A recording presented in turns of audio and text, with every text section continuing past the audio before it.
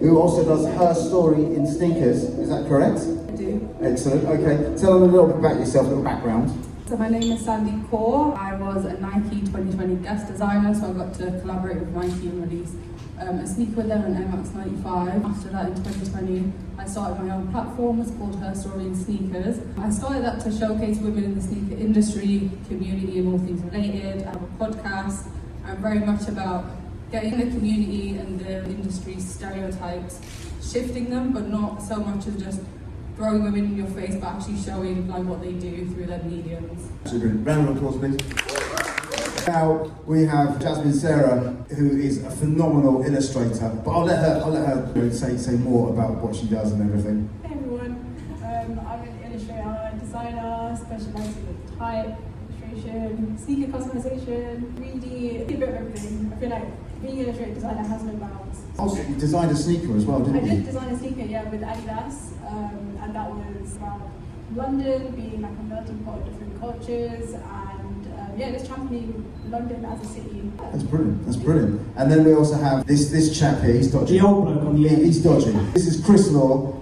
He has worked for many brands, and he was also integral within UK sneaker culture as being one of the founders of Crooked Tongues. But tell them a bit more about yourself, my man. Yeah, I do head of footwear design and development for Axel. Before that, lots of stuff, brands, Adidas, Converse, Clarks, as well as Crooked Tongues thing, worked for Nike, Puma, Reebok, all of that stuff. So a lot of years doing shoes. I don't know as much as he does, and I don't have anywhere as many shoes as he does, thank God. You've sold them though. But I do love them, like these ladies love shoes. We're all here because we love shoes, so let's talk shoes. Exactly. We're all here to talk about shoes and discuss design and what inspires them, etc. So the first question, what makes a great colourway for you? For me, it has to be versatility. Like I have to be able to look at a shoe and picture multiple items in my wardrobe that I already own that I'll be able to wear with it. I don't like blocked colours, like I don't like just one colour. So the triple white Air Force One or the triple white Axel Arigato or something like that. Well, you see, now you're talking about staples, and that's different because you have to have staple block coloured shoes, and everybody that is, sneaker, you know what I'm saying? Yeah. So that's different, Yeah. But generally, like I like a gradient, I like a contrast, and fundamentally for me it's the story, it's the background. Yeah. I feel like they make a shoe sometimes and then they try and figure out a story after. Yeah, there is that. I just like to understand like why you put colours on a shoe and just see myself wearing it multiple times. What's the colourway that you wear the most, do you think, then? Right now, my beaters are the Stussy Huaraches, the yellow colourway. And the reason being for that colourway, like it's bright, but it's muted enough that it's not too bright. You can wear it with like grey, you can wear it with bright colours as well. Yeah, versatility, that's what I look for. Versatility. Jasmine, what are your thoughts as well? I feel like it depends on the silhouette of the shoe as well, because not all colourways really work on like, every single silhouette. Very interesting. But I'm the same with Sandy, like versatility. But it's funny because in the past, like I used to be so into patterns, but now I'm the complete opposite. I tend to go for sort of plainer shoes. Shoes that I'm currently wearing out, like every single day, the concept, they're heavy, but they go with everything. So it depends. I don't know, I feel like sometimes I'll go for like a really plain shoe. In comparison to the Nike Air Max 1 Concepts Heavy, which is what you're referring to, right? Those are a complete contrast. I know. I think it depends on my mood and what I'm wearing. Chris, you've banged out many exceptional colourways in your time over the years. What makes a great colourway then? I think a great launch colourway, like when a shoe comes out for the first time and no one's ever seen it, and it's in a colourway that no one's ever seen. There's not been many moments of that, like MX 95, the triple fade with the green, unbelievable. ZX 8000 Aqua, unbelievable. And they become iconic, and that's the first colourway. If you can launch a shoe with an amazing colourway at the same time, it just sticks forever. It becomes iconic. But what makes a great colourway? I think on silhouette is important. Time of year is important. Like I can't wear black shoes. I don't wear black.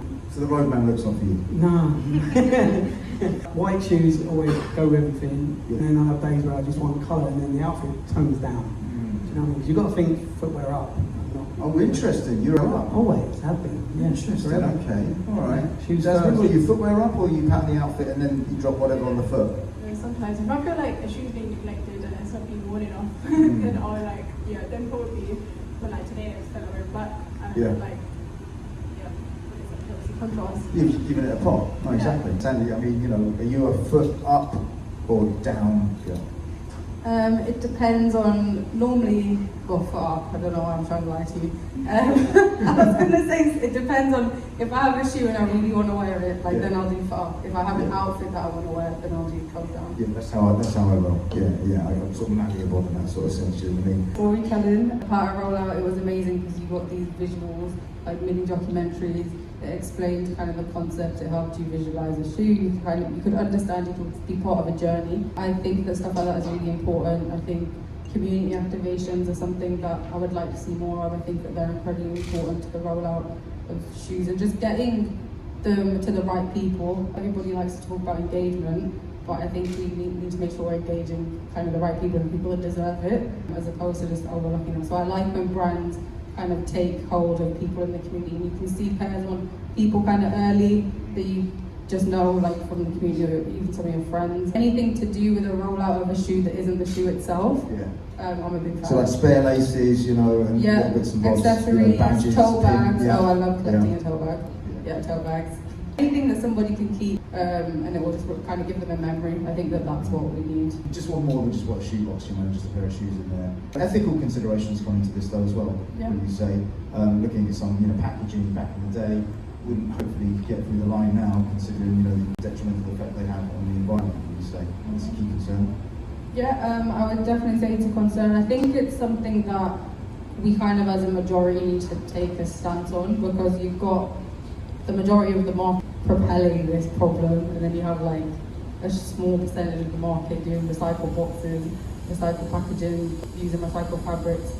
I think that it's important and the responsibility relies on us as well. I don't want to say us because I'm not doing it as a day job. People like you, Chris, need to kind of show how you can use recycled materials to make a shoe that you would actually be excited to wear. Because I think a lot of the time we've been given pairs that people used to look at and like, well, you would have saved more material if you just didn't make it. I think that it's an important issue and we should. No, totally. Absolutely. And Jasmin, does that sort of thing, that consideration, does it challenge you as a shoe designer or approaching things from a sort of perspective that you have to now be looking at things in a more ethical sort of manner? Most of my design work is digital. I actually moved into digital because I don't want to print on wood anymore. Like I wanted it to be kind of an environment for sure. Even with prints and stuff, like I'm thinking twice. Is the whole like paper side that I'm not too sure if. I mean, prints are always going to be valuable to someone, but I want to find other ways to produce a piece of art that doesn't just live in frame. That's brilliant. Chris, for you? It goes from every little detail. Like, are you buying materials that are locally sourced? You're not shipping stuff in. Are you air freighting? Are you sea freighting? It's so many layers to what you can do. You break down every single part and you look at every single part. Not everything is always like as full as full, but then some of the line we dedicate to be as best as we can. But it's not, like I say, it's not just about the design, it's about everything around it. It's all the logistics, it's all the, we only use leather working group, which is a very high rated leather, and the way that there's so much, I could talk for hours about it, and I'm not by any means the best at it. Yeah. And we have a team that spend the whole day just trying to figure out the best ways to do it. Wow. It makes a big difference, every little single part. That's brilliant. It's Street Hawker SB Dunks. That for me, because up until that point of me seeing that shoe, I don't like odd things. Like I couldn't wear odd socks and stuff.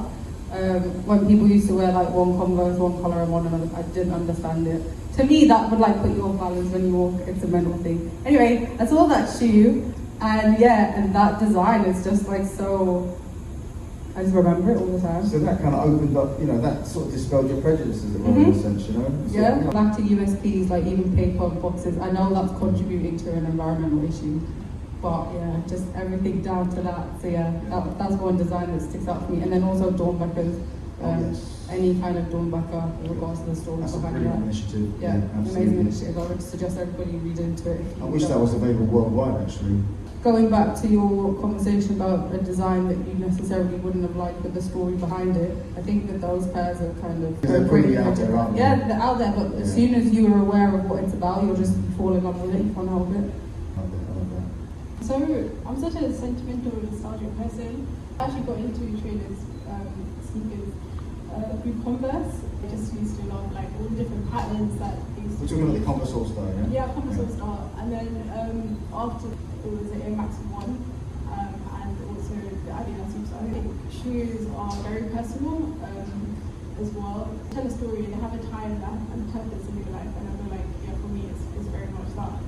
It's interesting you pick up the Converse All Star. That I think is the biggest selling, sneaker of all time. It's the first endorsed sneaker, Chuck Taylor. Endorsed or sort of co-signed, but it wasn't. It was a nascent period back then. But what a fantastic canvas it is for design. They offered him the deal, Chuck Taylor. Oh, yeah. You can either have this much money or this much sales of each shoe, or you can have a car. He took the car. Eventually, he got those money. Oh, that's good to know. Something that resonates with a new person. You mentioned Jamel Shabazz, his photographs. For me, that iconic era of the Bronx, 1982 era, as a kid here, growing up at that time, I was, 12. Seeing that for the first time, seeing hip hop from here, over there, and just seeing superstars and going, whoa, what's that? They had such an impact on me. But, they've been worn a million times and there's different versions and blah, blah, blah, blah, blah. But the 82 version, that era, that and the Puma Suede is so culturally relevant to my cultural upbringing in music and art and culture that they're so connected to it. Without them, I wouldn't be sitting here. So I have to sort of say that was a German basketball shoe, but it wasn't about that. It was the community, the people that made it something else, took it and elevated it into a cultural icon. Is the important thing. The design as well, but it's cemented in my brain so much. As a sneaker designer, having to factor in those considerations as well, trend, and you're having to design how many sort of years in advance? Just a year. Okay. Year at Axel Arigato. Yeah. Okay. In most places a year. If you want to do something good, it takes that long to develop, get it right. Yeah. And you can do stuff quick. Yeah, it depends where you are in that trend. Where you are in the Are you looking at the trend, or you just want to put product out? I just look in my head and pull shapes out of my brain of shoe shapes. You know what I mean? That's how I do it. No, I don't look at trend websites and go, oh, this is new. No, I try to avoid that stuff and I don't try not to look at shoes to design shoes. You know what I mean? That's kind of enough. It's like a producer making music. Yes. They're going to use samples or beats that they've grown up with, and it's going to be in there. I can't even use shapes as samples, and some of my shoes that, it's got a bit of that in it, it's got a bit of that in it, because I just can't help it. And yeah, Sandy, what trends is like, you've gone, whoa, hold on a sec, what's going on here? Crocs trend? The Crocs trend, I was waiting for someone to come with this. How that happened, I don't know. But now they're very expensive if you want a nice pair. First, I have beef with Crocs. Then, you have to buy those, whatever they're called, to put on, and they're so expensive. Everyone was calling them out for being, pretty aesthetically challenged, shall we say. They are comfortable. They are very comfortable. I think the influences from that technology have, resulted in something more aesthetically in tune with your tastes. Well, obviously, this is also another conversation in regards to the comfortability of, like, when you're doing fashion brands collaborating on sneakers. They can design it and it can look great from the outside, but do they necessarily understand the internal So tech does design? come into play. Yeah, sometimes. so then I would say tech in terms of comfortability in that sense, yeah. Okay, that is very interesting. That's really interesting. So what are you currently feeling then? What's speaking to you? What's the shoes that you're going, right, I need that, I haven't got it, I've just bought it? Actually, funnily enough, my sneaker habits, I've pushed back. Like, I'm quite reserved now in terms of buying. Really? Is this a space consideration or a physical consideration? I think lockdown made me realise that I was just surrounded by a bunch of shoes and I had nowhere to wear them. And then I just went through a bit of an internal crisis and I'm slowly coming out of that, and now I'm just buying less. Yeah, I can empathise with that one. But anyway, moving on, okay. Definitely buying less, mainly because I'm getting married in a year, so I feel like Congratulations! Yeah. That round of applause, please. Definitely become more conscious of my choices. At the moment, I'm really loving dad shoes, Okay. kind of chunky, silhouettes. Is Steve Jobs a style icon then? Oh my, is that what I said this to you? I'm wearing all black. Basically, every day my outfit, my uniform, I've got everyday uniform. I literally wear all black. If you wear all black, you can wear cool pair of sneaks and that's it. We're good to go. It makes your choices, easier, that's for sure. And the pattern, everything, it's absolutely remarkable. You're gonna wear sneakers at your wedding? For us, it's a lot. Maybe on the photo shoot, because apparently rights, they either go barefoot or they have to wear flat shoes. So catch a bonus, but equally. What are you currently feeling? But not Crocs. Okay. I've never had a pair of Crocs. Okay. I've never had a pair of Jordans either. I've known you how many years, and you tell me this now, in front of all these people? Never. I don't know why. I just never got around to getting it. What was the last pair of shoes I wore? Yeah, Axel Arigato. It was this I pair didn't right buy here. them. I don't buy as much as I used to buy. I've got 2 kids in university, so that sort of steals all the funds. Okay, all right. Well, this is the final question. Do you have any sneaker habits, Chris? And the way you lace and the way that you store, in fact, I know the answer to this, but you're going to have to be, you're in the circle of trust now, the way you store your shoes. No, I used to. Everything in box folded properly, pristine, What happened? in order, brand order, colour order. What happened, mate? Where is it? Kids, life. Yes, lacing is very important, like certain shoes lace a certain way, very particular. If one is slightly a little bit longer than the other, I'll have to pull the lace out and start there. Yeah, That's not weird, that's fine by me. Yeah. When you meet someone, do you look at their feet first or do you look I at the try eye? to avoid doing that because it's rude. Have you done it though? Well, I do it before they get close enough. I double up my laces. You do what? Yeah, because I just You double Yeah, 'cause knot your laces? yeah, sometimes I have like this phobia of like tripping. So you don't want to trip up on the run to the bus, basically? Yeah, basically. When it comes to like storage seats and stuff, I keep them in boxes. I actually clean my shoes before I put them back in the box. I don't protect my shoes. I feel like that's something that I probably should do. But shoes are clean already, so That's fair enough. That's fair enough. And Sandy, what are your deepest, darkest, dirtiest sneaker habit secrets? I have a secret. It's how to get your laces to lay the best. Lace your shoes with them on your foot. I feel like a lot of people lace their shoes and they're not wearing them. If you already have your foot in, you're the right height, That's a pretty good idea. and then your laces lay perfect. And that's my sneak tip. How are you storing the shoes? Just in the boxes. Okay. Is there a rhyme or reason to the mechanics of, or just like it's just a random sort of affair going on? There's no alphabetical brand or just throw them all in? Well, shapes of boxes is important when you're stacking. You need to have your widest, heaviest pairs at the bottom. I like to go with Jordan, probably like an Angel, Jordan 3 or 4 or something. Yeah. Have those at the bottom because they're wider boxes, and then go up narrow. So what happens if you need the one on the bottom? I've gotten really good at box Jenga. Oh, box Jenga? Yeah. You just Future hold the Olympic sport. boxes really tight and you risky. Very risky. Don't try that at home.